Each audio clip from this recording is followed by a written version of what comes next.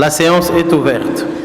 La session ordinaire de mars de l'Assemblée nationale de la République démocratique du Congo s'est ouverte lundi 16 mars 2026 à Kinshasa dans un contexte marqué par le défi sécuritaire persistant dans l'est du pays et par des enjeux économiques et diplomatiques majeurs.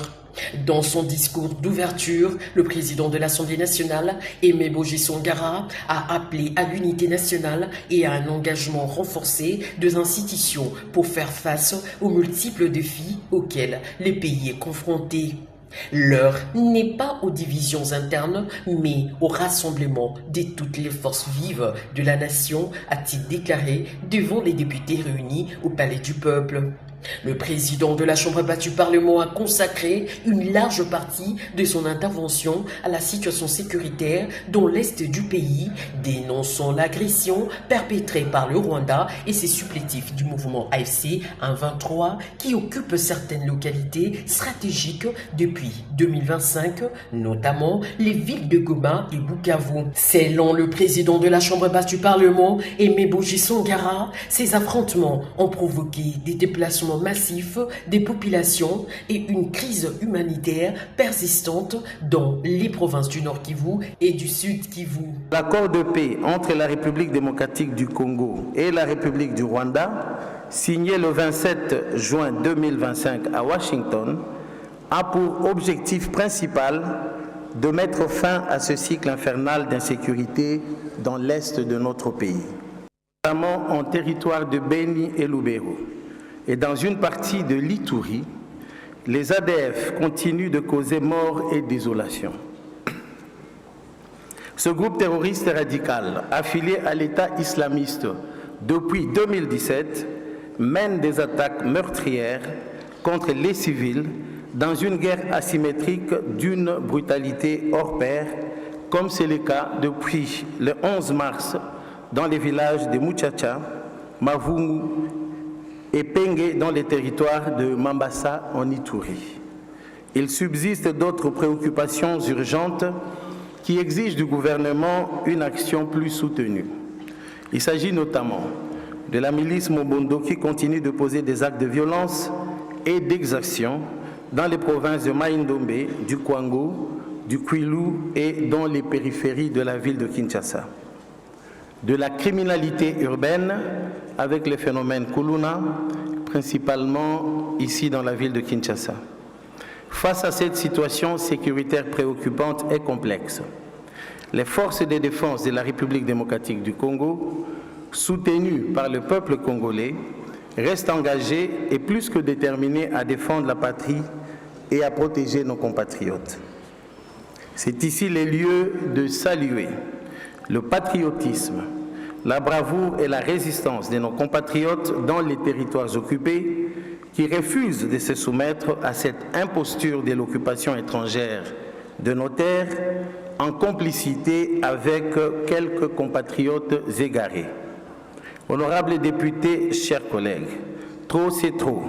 Voilà pourquoi nous devons donc, quel qu'en soit le prix, tous unis derrière le président de la République, chef de l'État, commandant suprême de nos forces de défense et de sécurité, nous mettre debout, conformément à l'article 63 de notre Constitution, assumer notre droit et notre devoir sacré de restaurer la paix et la défense de l'intégrité de notre territoire. Congolais totéléma.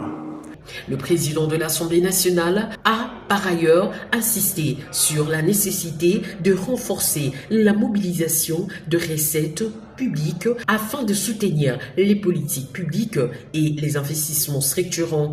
La maximisation des ressources internes constitue une condition essentielle pour financer nos politiques publiques, renforcer les services sociaux de base et soutenir les investissements structurants dont notre pays a grandement besoin.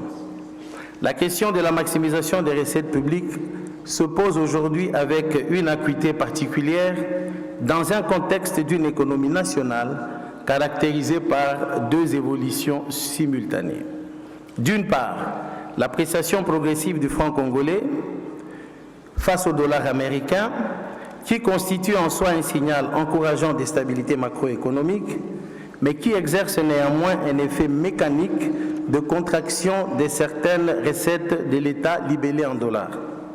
D'autre part, l'amenuisement temporaire des recettes issues du secteur minier, dont une part importante est rapatriée en dollars américains, impose au gouvernement un effort accru d'adaptation budgétaire. Ce défi intervient paradoxalement au moment où les perspectives du marché international du cobalt, minerai stratégique dont la RDC détient plus de 60% des réserves mondiales, redeviennent favorables à la suite de la politique de rétention des stocks mise en œuvre par le gouvernement depuis plus d'une année pour soutenir les prix. Pour consolider durablement les finances de l'État, il appartient au gouvernement de mettre en œuvre des mécanismes innovants et rigoureux de mobilisation des ressources internes susceptibles de compenser les fluctuations conjoncturelles du secteur extractif.